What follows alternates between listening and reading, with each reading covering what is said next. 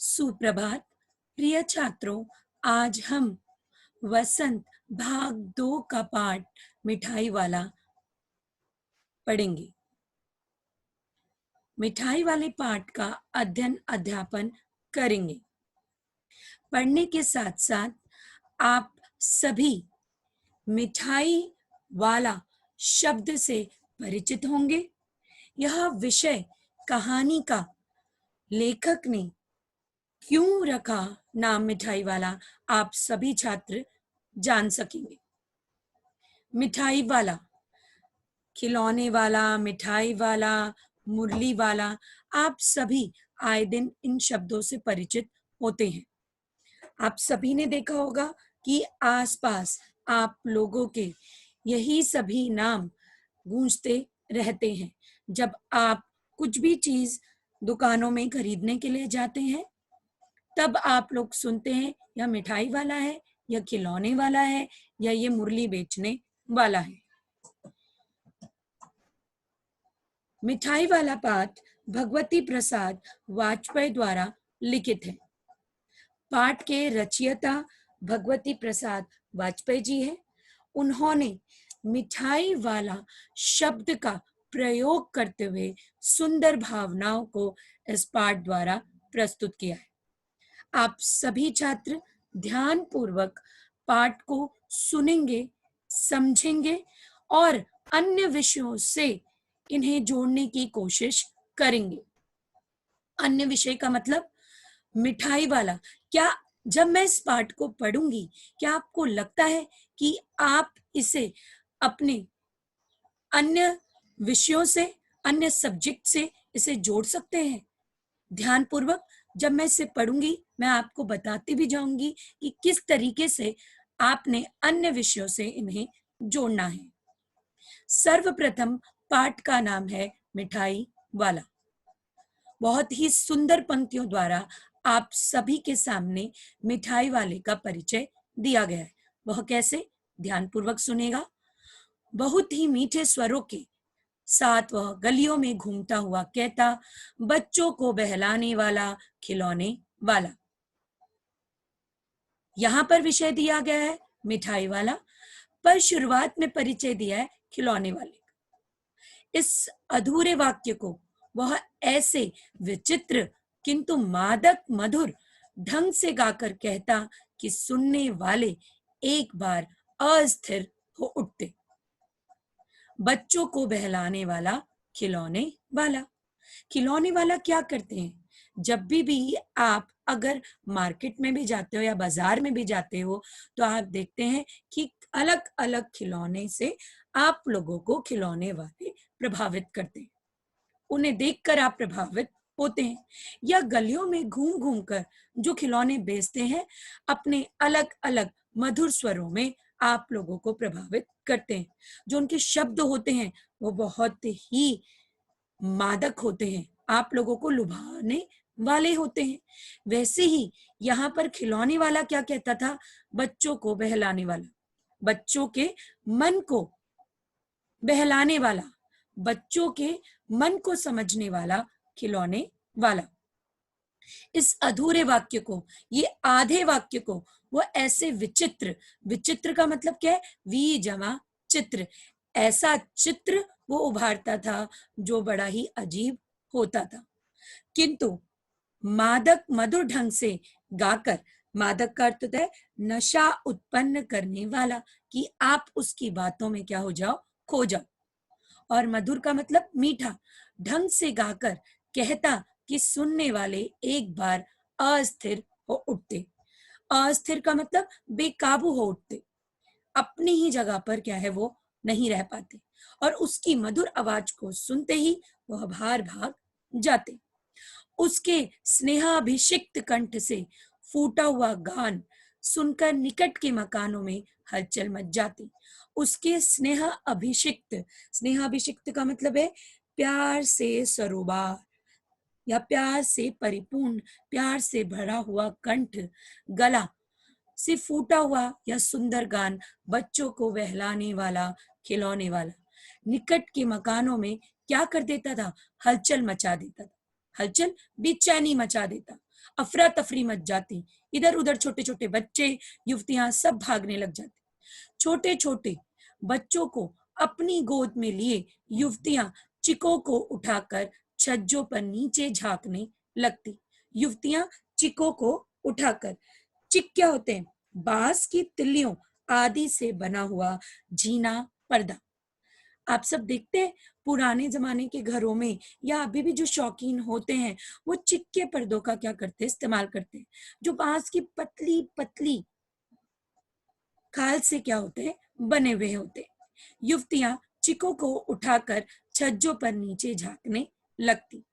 गलियों और उनके अंतरव्यापी छोटे छोटे उद्यानों में खेलते इठलाते हुए बच्चों का झुंड उसे घेर लेता, और तब वह खिलौने वाला वहीं बैठकर खिलौने की पेटी खोल देता। अंतरव्यापी छोटे छोटे उद्यानों। अंतरव्यापी का मतलब क्या है? अंतर का मतलब अंदर, व्यापी का मतलब वहां पर बना होना। गलियों में छोटे छोटे उद्यानों, बगीचे बने हुए थे, ठीक है, आंगन बने हुए थे, और उन्हीं आंगनों में जो बच्चे खेलते, इठलाते हुए बच्चों का झुंड, झुंड मतलब समूह, उसे घेर लेता था।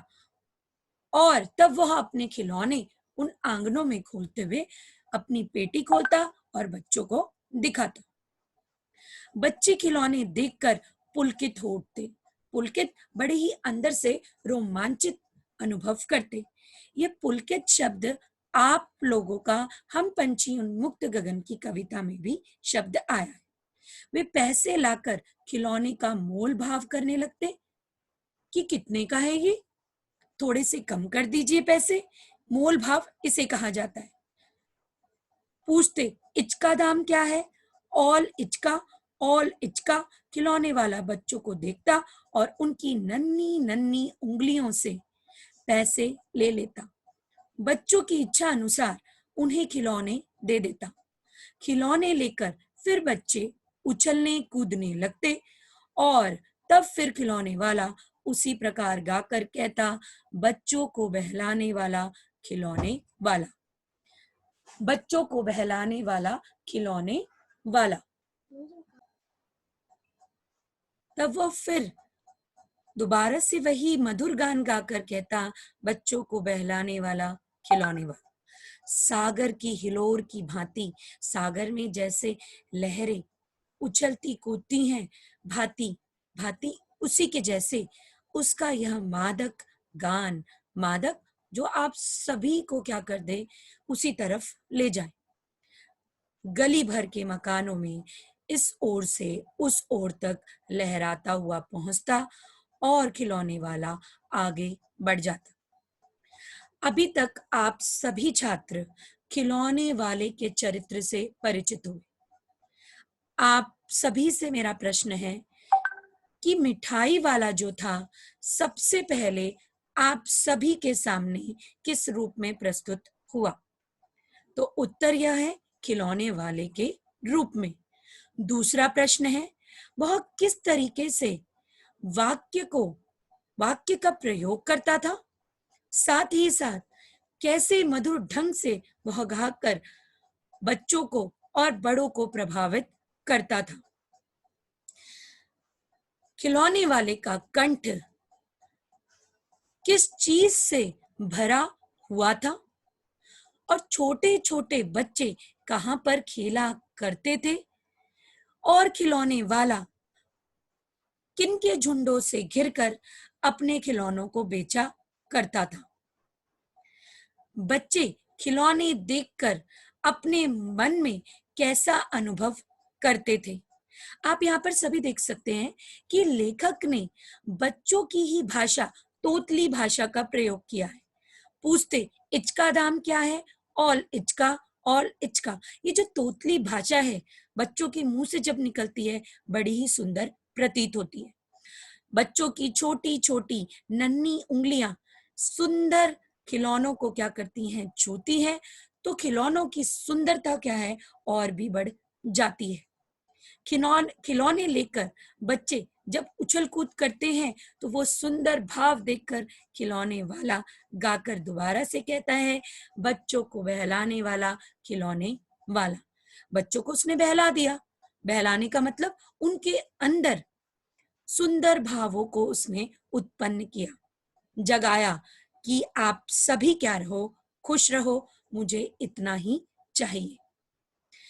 आप सबने देखा होगा कि आपके आसपास की गलियों में अभी भी फेरी वाले जो इधर उधर फिरते हैं, वह अपनी चीजों को बेचने आते हैं। आप पता लगाइए कि यह जो फेरी वाले हैं, यह अभी भी आपके गलियों में आते हैं। और फेरी वाले कब आना शुरू हुए, इनका इतिहास क्या है, यह आपके इतिहास से संबंधित क्या है, विषय है कि कब फेरी वाले कब से आना शुरू हुए और फेरी वालों का क्या कर्तव्य था, लोगों को प्रभावित करना था या नहीं, बच्चों को प्रभावित करना था या नहीं। इन सब का ज्ञान आप सब क्या करोगे, अर्जित करोगे और पता लगाओगे। इस पूरे पाठ में आप लोगों को 3 मुख्य किरदार मिलेंगे। सबसे पहला किरदार आप जान चुके हो, खिलौने वाला। आगे हम सब पढ़ेंगे।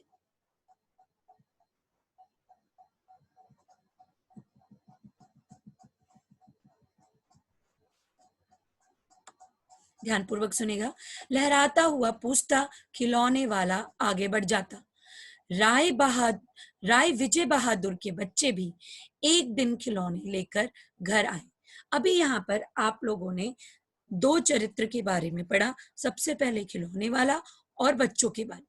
अब यहाँ पर तीसरा चरित्र है राय विजय बहादुर का, जिसके 2 बच्चे हैं। वे दोनों बच्चे थे चुन्नू और मुन्नू। चुन्नू जब खिलौने ले आया तो बोला, मेला गोला कैचा चुंडल है।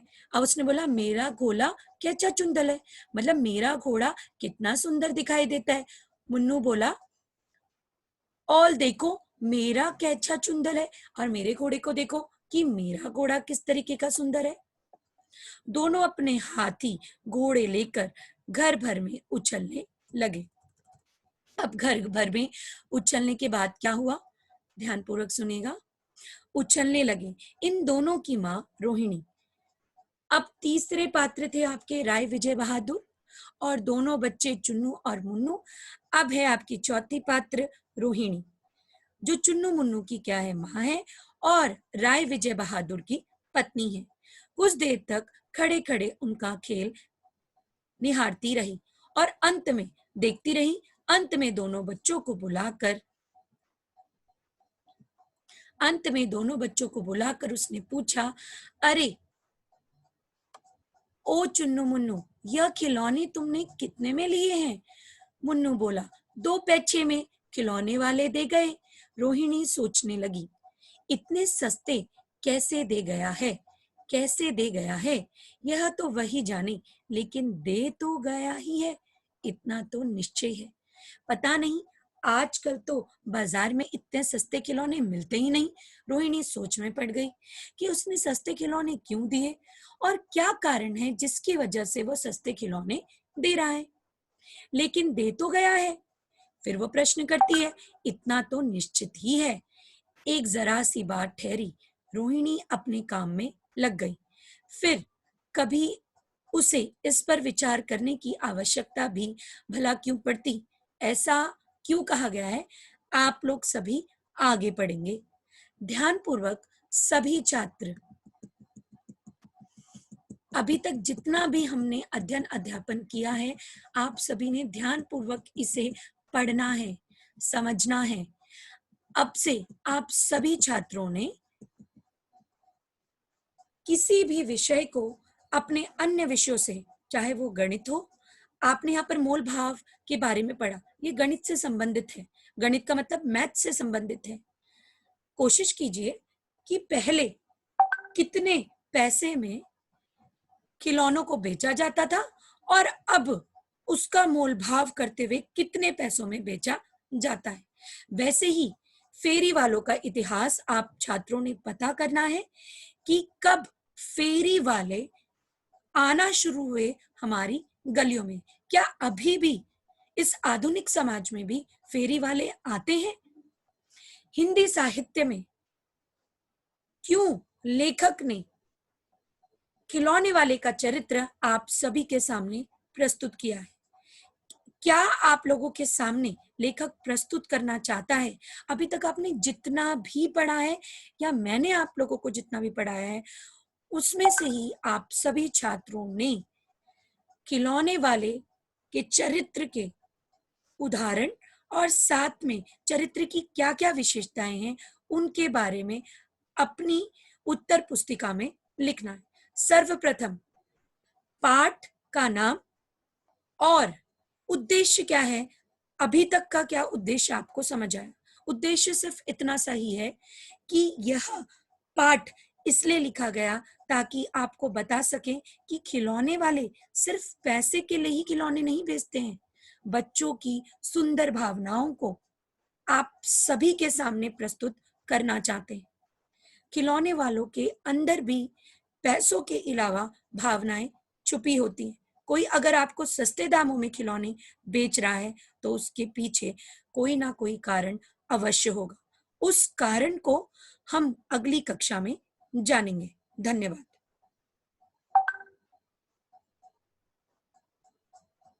और सभी छात्रों ने कठिन शब्दों को लिखकर उनका अर्थ प्रस्तुत करना है। साथ ही साथ अभी तक जितना भी मैंने आपको पढ़ाया है, आप सभी छात्रों ने इसमें से तत्सम, तद्भव शब्द, तत्सम संस्कृत से संबंधित शब्द, तद्भव हिंदी से संबंधित शब्द जो संस्कृत के रूप में आप लोगों के सामने प्रस्तुत है, साथ ही साथ उपसर्ग और प्रत्यय वाले शब्दों की आप सभी छात्र तालिका बनाएंगे। अभी तक जितना मैंने पढ़ाया है उसकी तालिका आप सभी छात्र ने बनानी। यह आपका व्याकरण से संबंधित कार्य है। धन्यवाद।